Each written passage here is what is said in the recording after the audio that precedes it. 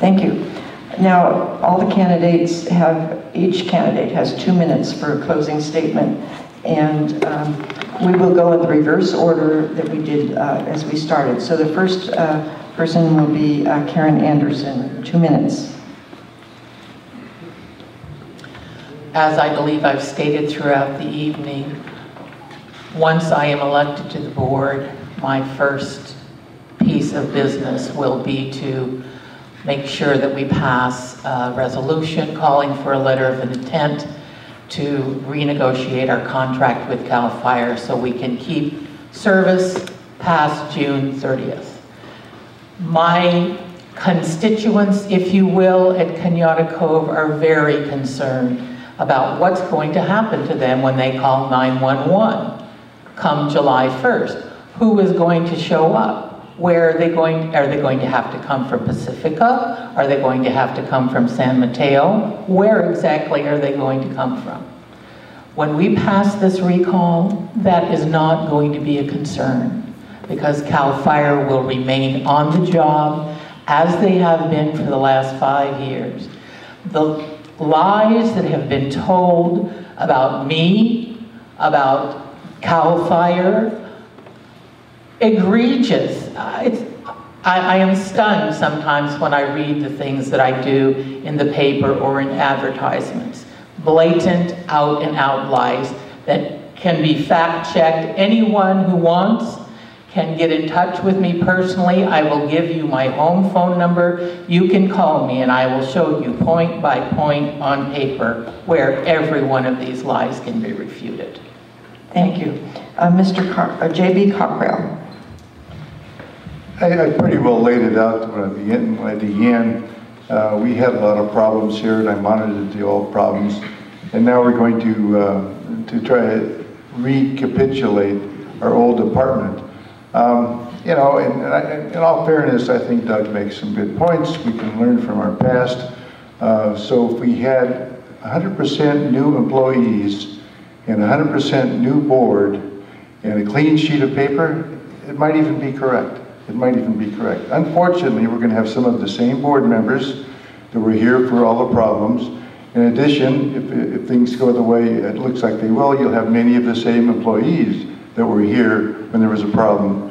And so I think I made a comment earlier about what you can expect when you attempt the same thing over and over again and expect a different result. CAL FIRE has provided superb service here.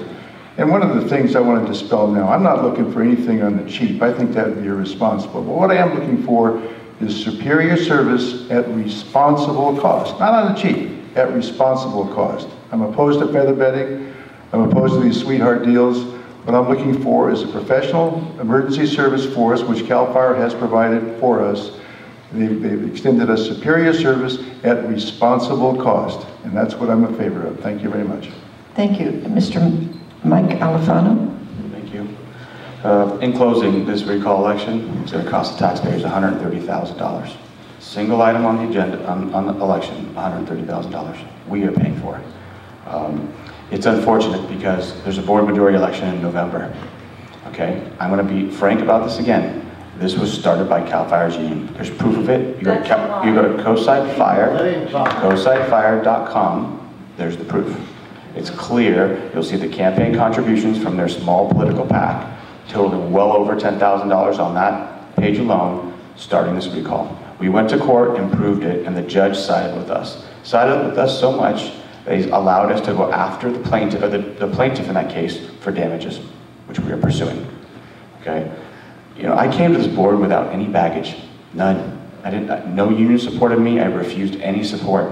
Okay. I came to this board because the community needed to finally put this to bed.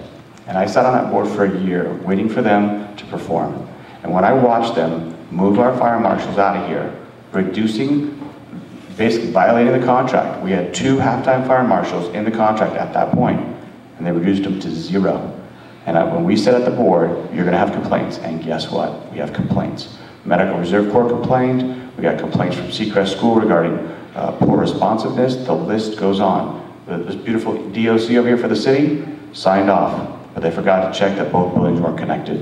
We have missing hydrants, $30,000 mistakes that the district's going to have to pay for. These are issues. And at some point, somebody's got to stand up and say, either we got to fix this, it's our responsibility, or we just sign another contract, keep an eye on them. I can't sleep at night if that was the case.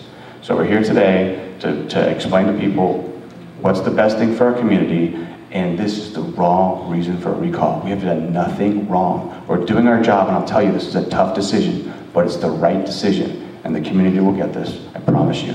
So please vote no on the recall. Thank you for your time tonight. Thank you. And Doug McIntosh, your closing statement.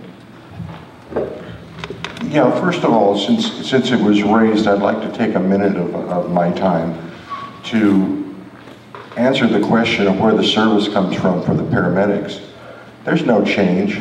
Same stations responding with the paramedics on the engine, the same as has always happened before, during, and after. That's required, in fact, under county contract. There's no choice in that matter. We have to have the paramedics on the engines. The county contract requires it for every engine in this county. So talking about people coming from over the hill is no different than now. The only time they come from over the hill is when all of our people are in use and out on calls.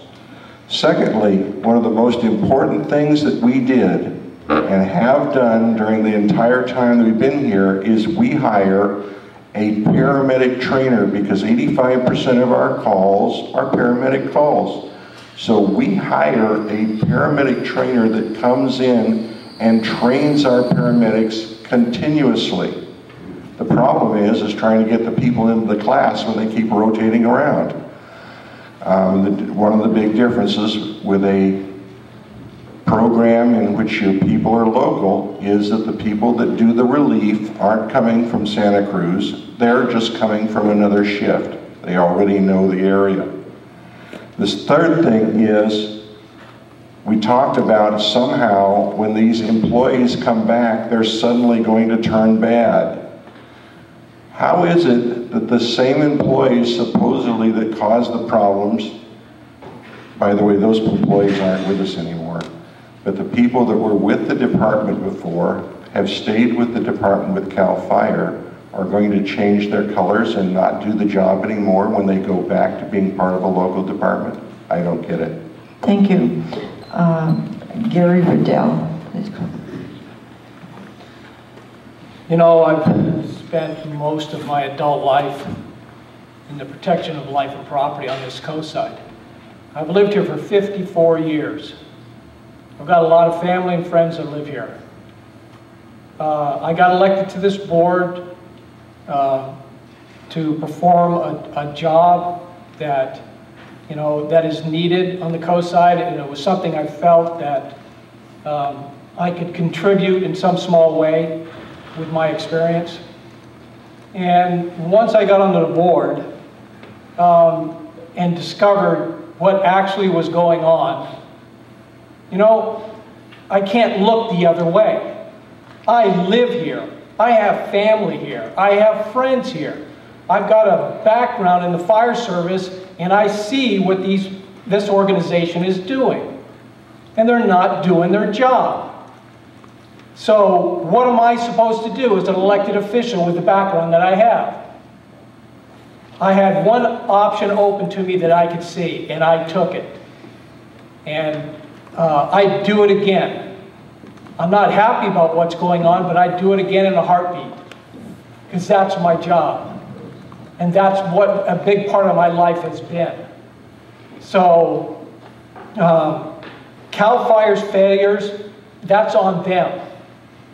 I didn't do anything to impede them. All I did is try to improve the service, and they stumbled and failed again.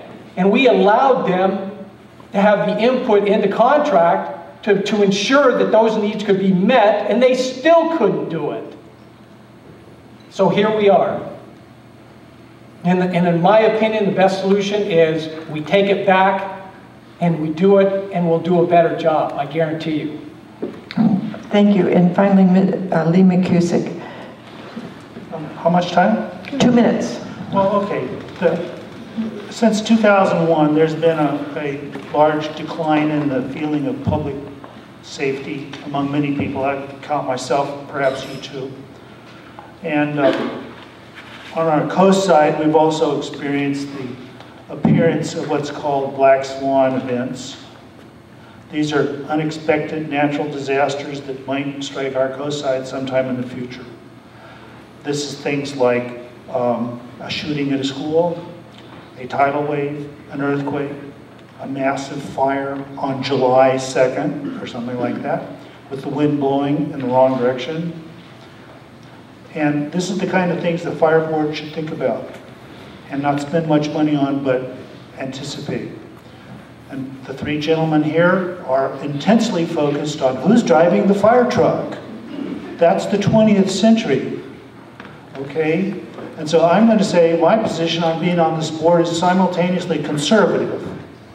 And keep CAL FIRE and not knock over any more apple carts and do fiscal responsibility as indicated.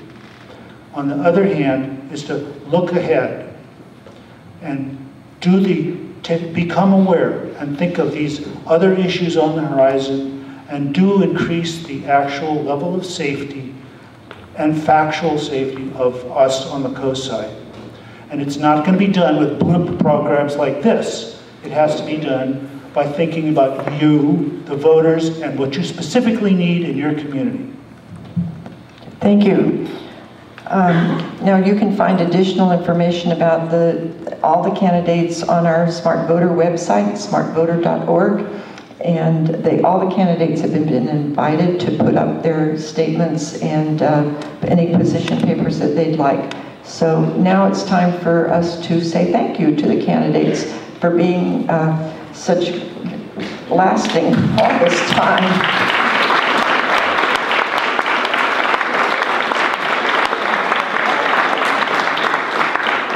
And also thank you to Therese McHugh and the Chamber of Commerce for sponsoring this event tonight.